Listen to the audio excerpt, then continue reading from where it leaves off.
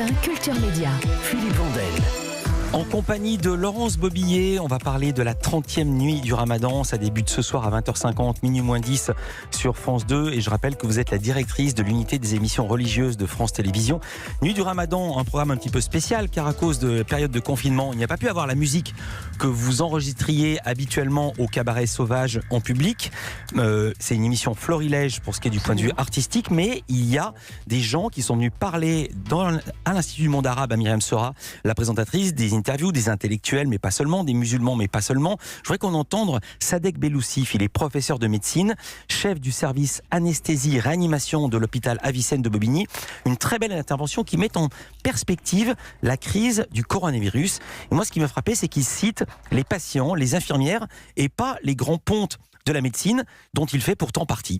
On est responsable parce que finalement, la capacité d'héroïsme des infirmières, des autres soignants, des familles, des patients nous oblige, au sens de noblesse oblige. On se dit, il faut que je fasse encore plus.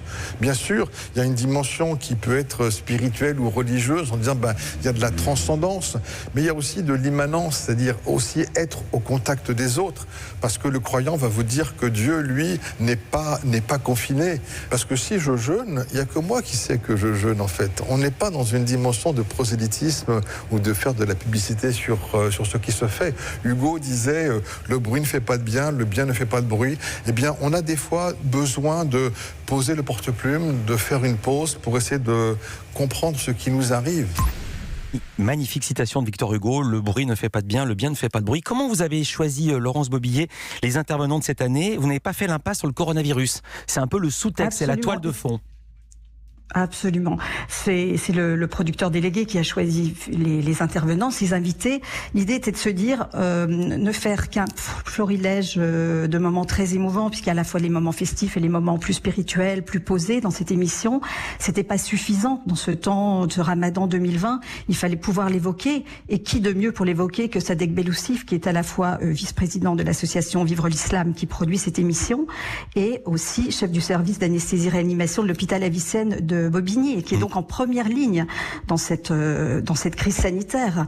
Donc je crois qu'il fait très bien le lien effectivement entre ce qu'est le Ramadan, mais aussi cette crise sanitaire que chacun a pu vivre. Et c'est très très fort, toutes les paroles qu'il a sont très très fortes, comme vous l'avez souligné, et j'engage tout le monde à écouter, à l'écouter et à regarder ce soir notre émission.